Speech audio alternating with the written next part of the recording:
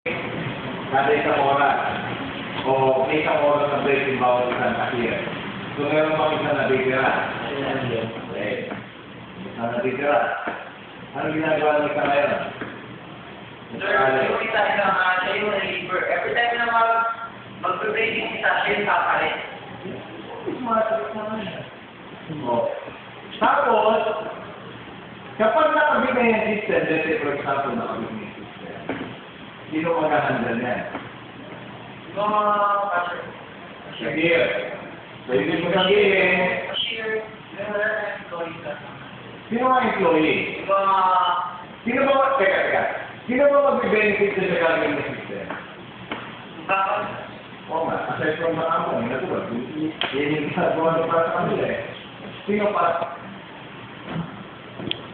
Sino yung mga isiyagan sinasabi hindi na mag-benefit? Manager. Ano ang magiging, kumbaga, significance niyan doon sa sinasabi ng manager? Ano may tutulong yan doon sa manager? Manager ka na, manager ka na here. Sige, kung meron kayong idea, ba't yung sabihin? Ano magagawa ng system na yan para doon sa manager? Sa manager, para malaman yung staff ng mga staff niya, yung staff ng business niya, ang critical level ng mga product. Tapos? Para makaka-order na sa ulit ng may bagong staff. Okay. O next, sino pa? Aside dun sa manager.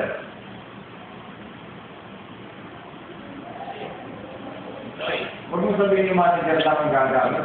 Ang employee, lahat na nagtatrabaho doon.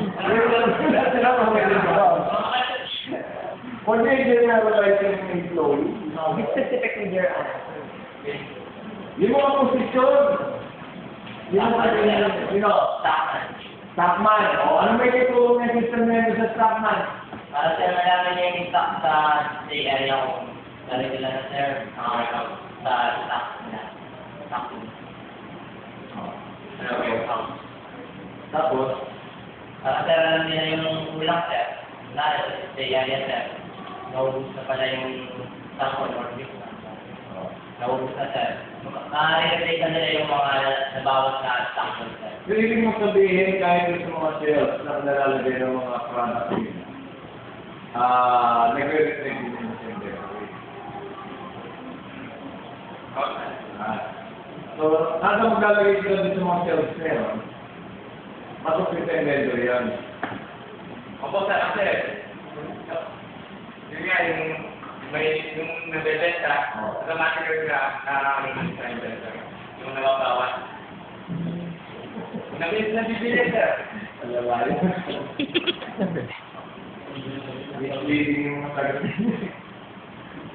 Sino pa? Aside sa stockman, sa manager, o cashier, ano may magiging benefit ka sa cashier?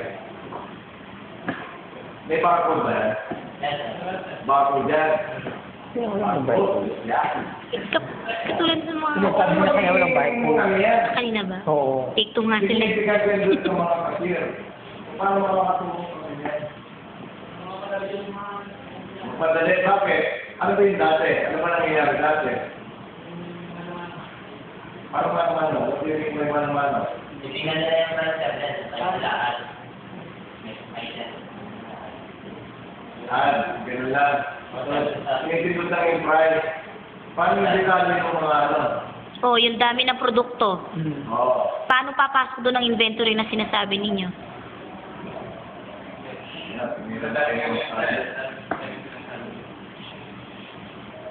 Paano makakatulong? In what sense? Sinabi niyo mga bago. Oh. Nandun na eh. Sige, bilis. Labas. Ano ang advantage ng barcode?